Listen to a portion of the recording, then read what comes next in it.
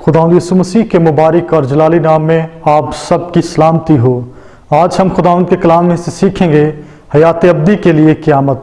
और आज का हमारा सवाल है, जब एक शख्स मरता है तो क्या होता है। और इसके बारे में जानने के लिए आए बाइबल मुकद्दस में से हवालाजात का मुतालिया करें। वाइस 12वां बाप और उसकी 7वीं आयत।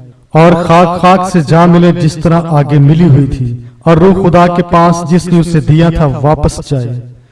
अय्यूब 19वां बाप और उसकी 26वीं आयत। यूहन्ना 11वां बाप और उसकी 39वीं आयत। जिस्म गल सड़ जाता है। लूका 16वां बाप और उसकी 22वीं व 23वीं आयत। और ऐसा हुआ कि वो गरीब मर गया और फरिश्तों ने उसे ले जाकर अब्राहम की गोद में पहुंचा दिया, और दौलतमंद भी हुआ और दफन हुआ। उसने आलमे रवा के दरमियान अजाब में मुब्तला होकर अपनी आंखें उठाई और अब्राहम को दूर से देखा और उसकी गोद में लाजर को। लूका 23वां बाप और उसकी 43वीं आयत। उसने उससे कहा, मैं तुझसे सच कहता हूं कि तू आज ही मेरे साथ फरदौस में होगा।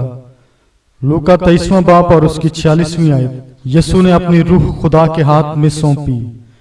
दूसरा ग्रंथियों 5वां बाप और उसकी 8वीं आयत। हमें यकीन है हमको बदन के वतन से जुदा होकर खुदावंद के वतन में रहना ज्यादा मंजूर है। फिलिपियों 1 बाप और उसकी 23वीं आयत व 24वीं आयत। मैं दोनों के दरमियान फंसा हुआ हूँ। मेरा जी तो ये चाहता है कि कूच करके मसीह के पास जा रहूं, क्योंकि ये बहुत ही बेहतर है, मगर जिस्म में रहना तुम्हारी खातिर ज्यादा जरूरी है। हमने खुदावंद के कलाम में से सीखा, जब कोई शख्स मरता है तो उसका जिस्म गल सड़ जाता है, लेकिन उसकी रूह या तो दोज़ख में या आसमान में खुदा के पास होती है। और मजीद जानेंगे क़यामत के रोज क्या वक़्फ़ पजीर होता है। आए बाइबल मुकद्दस में से सीखते हैं। यूहन्ना 5वां बाप और उसकी 28वीं व 29वीं आयत। इससे ताज्जुब ना करो, क्योंकि वो वक़्त आता है कि जितने कब्रों में हैं उसकी आवाज सुनकर निकलेंगे, जिन्होंने नेकी की है जिंदगी की क़यामत के वास्ते, और जिन्होंने बदी की है सजा की क़यामत के वास्ते। दानियल 12वां बाप और उसकी 2री आयत। और जो खाक में सो रहे हैं उनमें से बतेरे जाग उठेंगे, बाज हयात अब्दी के लिए और बाज रुसवाई और जिल्लत अब्दी के लिए। अमाल 24वां बाप और उसकी 15वीं आयत। रास्तबाजों और नारास्तों दोनों की क़यामत होगी। अय्यूब 19वां बाप और उसकी 25वीं आयत से 27वीं आयत।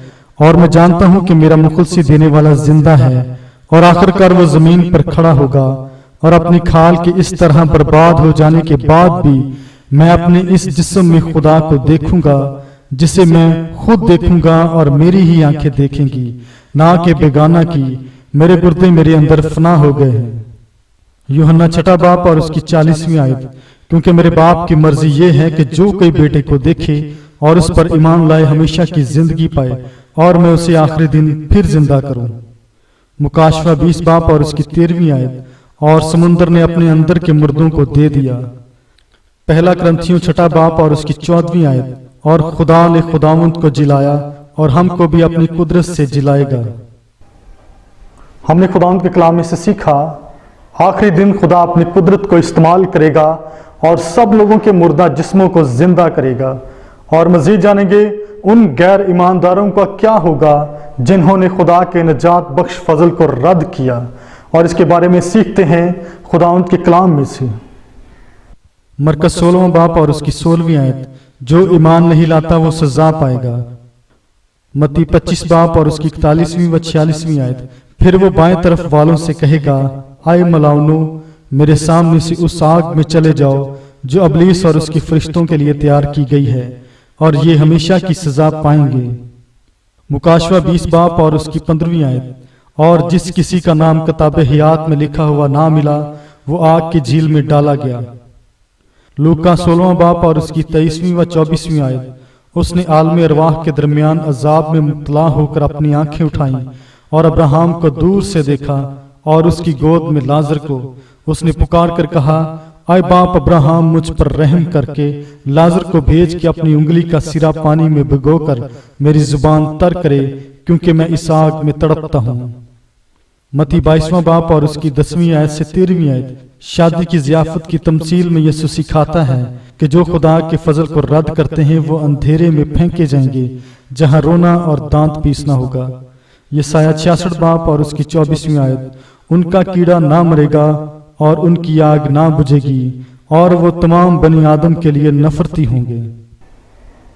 हमने खुदावंद के कलाम में से सीखा गैर ईमानदार खुदा से अलहदा किए जाएंगे ताकि अब्दी अजियत के लिए दोज़ख की आग में डाले जाएं। और मज़ीद जानेंगे उन ईमानदारों के साथ कैसा सलूक किया जाएगा जिनमें रूह कुदुस ने मसीह पर ईमान रखने के लिए काम किया। और इसके बारे में जानने के लिए बाइबल मुकद्दस में से वाला जात का मुतालिया करेंगे। मत्ती 25वां बाब और उसकी 34वीं आयत व 46वीं आयत।